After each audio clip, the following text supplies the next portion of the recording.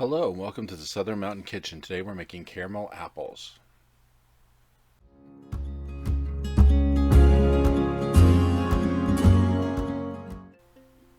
So this is a really easy recipe. You do need caramels, which come in a bag like I have here. I'm doing 4 apples, so I have that. You will need the sticks to put into them, so that way you can hold your apples. And then I'm going to add nuts and chopped chocolate around the outside of mine when they're done. So what you have to do is, for one of these bags of caramel, it says it will make 5 apples. Well, I'm only doing 4. So I'm going to divvy it up to where I use 4/5 of the bag. So you have to go through and unpeel all of those caramels. Once they're done, go ahead and put your popsicle sticks into the bottom of your apples, or the top as it would be, because you're going to have these sitting on their bottoms. And when you push the stick in, you're going to push it a little bit. It'll feel like it's gone in, but if you push a little harder, you'll feel a little bit of a release, and it'll go to the center of the apple, which will make this a lot easier to deal with. And once it's in there, this is really better to have it all the way in, so that way when you lift the apple up, it doesn't slide off the popsicle stick. So to your caramel, you are going to add almost 2 tablespoons of water. You're going to heat it in the microwave for a few minutes as it melts, and then when you see it melting down, you want to stir it up completely with a spoon. Then take your apple, rotate it through, take the spoon and actually spoon the caramel over the top of the apple all the way up until where the popsicle stick goes in, so that way you've got it coated. You don't have to go all the way into the hole so much, but up around the top edge.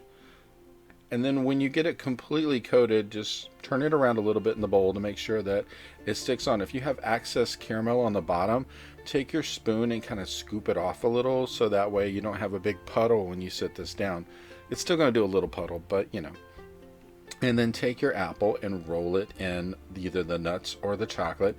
You're probably going to have to use your hand to put some of the nuts on or some of the chocolate on. Then press it into the caramel. And as you get it on there, it'll actually set up and stick too.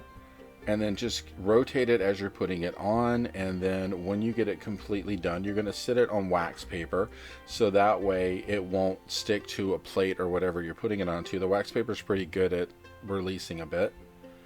And once you've done one of these and get like nuts on one of them, then you can do another one and actually use chocolate. You can get the chocolate morsels. I used the ones that were basically kind of smaller size, but I still took a knife and chopped them up as I did with the nuts. I chopped them in smaller bits as well. It's just easier when you're rolling it in to have smaller bits of whatever you're putting into the caramel. Now on my chocolate chips, I used the kind that said milk chocolate. I did not do the semi-sweet version. I like it better this way. You can do this however you want, as sweet as you want it to be. And then, as I said, if you're going to coat another apple, do as I'm doing here in the video.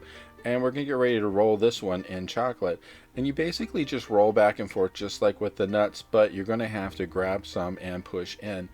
As far as how much nuts and chocolate I had on my plate, I probably had about a cup or so. And if you run out, you can always make some more. But I wasn't overly loading these. I was just making a coating on the outside to kind of give it a good even coat. But I didn't want them to be just all chocolate or all nuts. I wanted to taste the apple and the caramel as well. And once this is done, just like with the nuts, you want to set it to the side. And then you can go ahead with your next apple. Now when these are done, you need to put them in the refrigerator for at least 15 minutes before you serve. So that way it'll make the caramel kind of harden up a bit, and it'll hold on to everything. And when you're done, what you get will look something like this. And these are really wonderful. And if this is Halloween, it's a great treat. I hope you liked this video. And if you did, please like and subscribe. And I hope to see you next time.